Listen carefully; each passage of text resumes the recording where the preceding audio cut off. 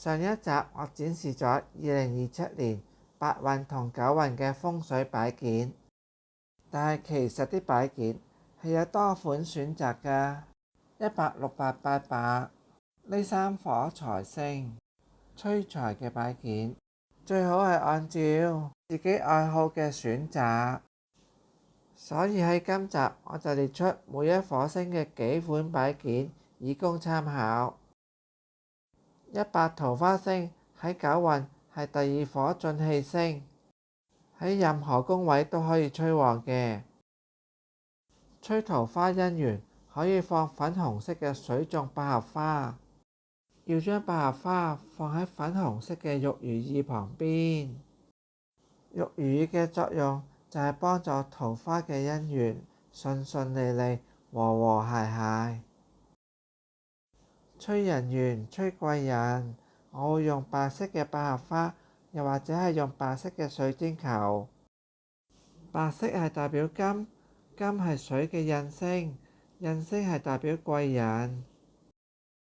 如果想催橫財，其實係好多物件都可以放嘅，但係喺今集我就只係簡單地講最容易嗰2件，就係放一個金色嘅水晶球，又或者係放一個金屬嘅聚寶盤，要放喺水種嘅百合花旁邊，咁就得㗎啦。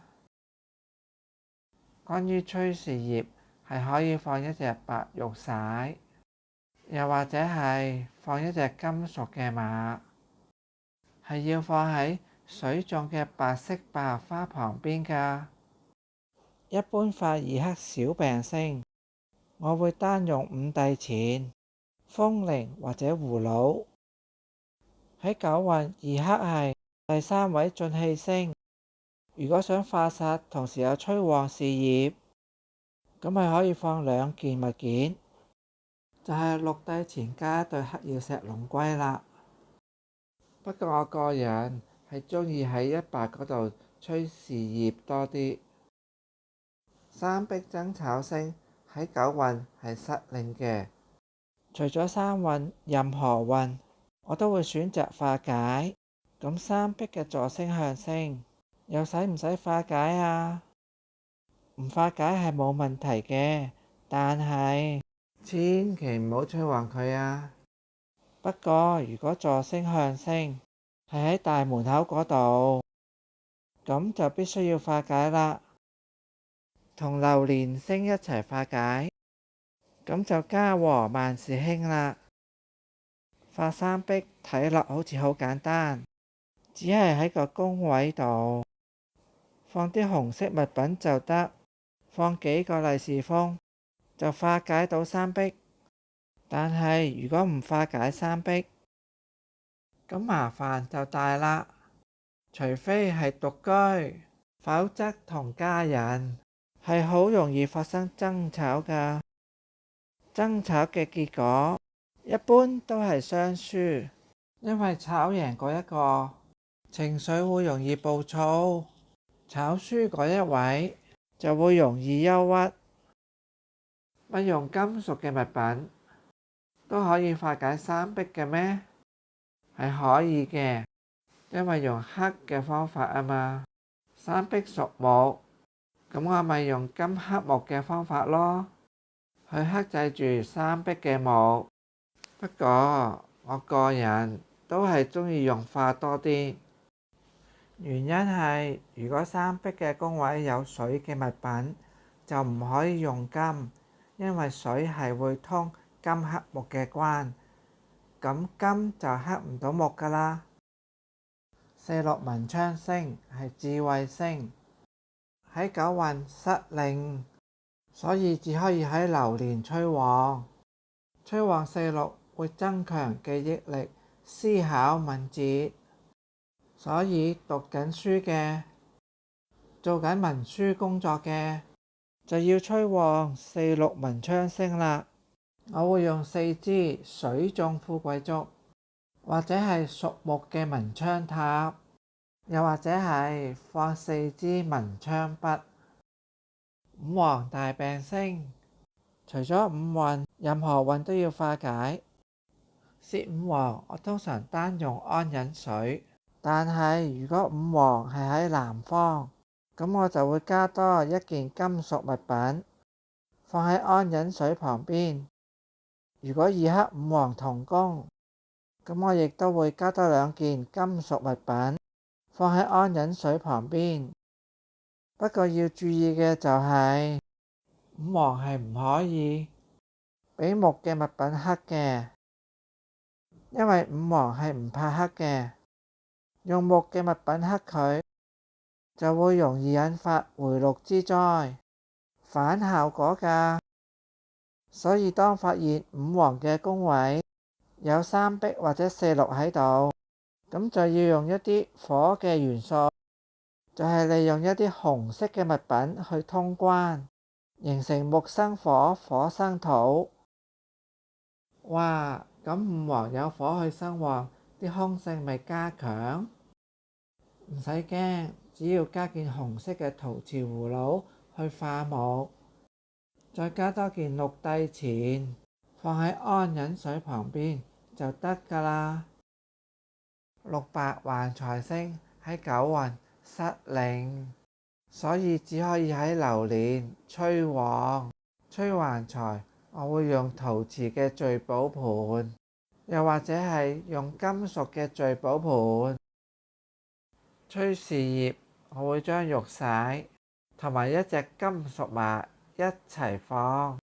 呢2件物品，馬係能夠幫助催旺事業，而玉璽係可以幫助增強領導力同埋權力。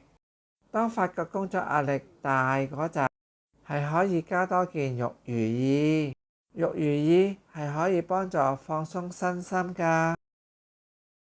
七赤破財星喺九運係失令嘅，所以除咗七運，喺任何運任何宮位都要化解。七赤屬金係是非破財凶星，但係化解七赤並唔難㗎，淨係用一杯水都可以化解到㗎。但係如果七赤同一白同宮，而宮位為咗催旺一白，係已經放咗一盆水種百合花喺度，咁我就會利用水種百合花嘅水去化解埋七赤嘅凶。黑曜石係有擋煞辟邪嘅功能，所以亦都可以用來化解七赤嘅。黑曜石有好多款式，唔係一定要用葫蘆㗎，可以揀蝴蝶啦、手鏈啦，揀自己望到都開心嗰款就係最好㗎啦。八白正財星喺九運係退氣星，但係只係剛剛退氣，仲可以喺向星嘅位置催下啲小財。不過喺流年嗰度催正財，啲正財會大好多。就算八字財星為忌嘅人，催到嘅正財係會 keep 得到嘅。催正財，我會放8粒白玉串，白玉係代表正氣，8粒白玉相連，風水嘅意義係表示八白共發，又或者係放一個紅色或者黃色嘅陶瓷聚寶盤，用聚寶盤催財嘅功效係唔錯㗎。催事業，我就會將一個黃色嘅玉璽連同一隻陶瓷紅色馬一齊放。玉璽幫助你穩固權力，隻馬幫助你馬到功成。九紫喜慶星喺九運係當令星，坐星向星流年星都可以同時催旺、催財，同時又催埋桃花。我會用9朵水種紅色花。點解用水種？因為喺風水，水係代表財，所以1白、6白、8白同埋當令星嘅宮位都可以放一杯水嘅。不過6白、8白就要喺流年度放，而1白9紫除咗流年，坐星向星嘅位置都可以放。咁如果狗只喺洗手間嘅位置，又可唔可以放花啊？當然可以啦。今日嘅廁所係好靚㗎，不同千幾年前嗰啲廁所㗎。而家喺廁所用手機投資嘅人不知幾多，除非對花敏感，否則放花係冇問題嘅。好多5星級廁所都放花啦，100又可以吹頭花，9指又可以吹頭花，咁我應該去邊度吹啊？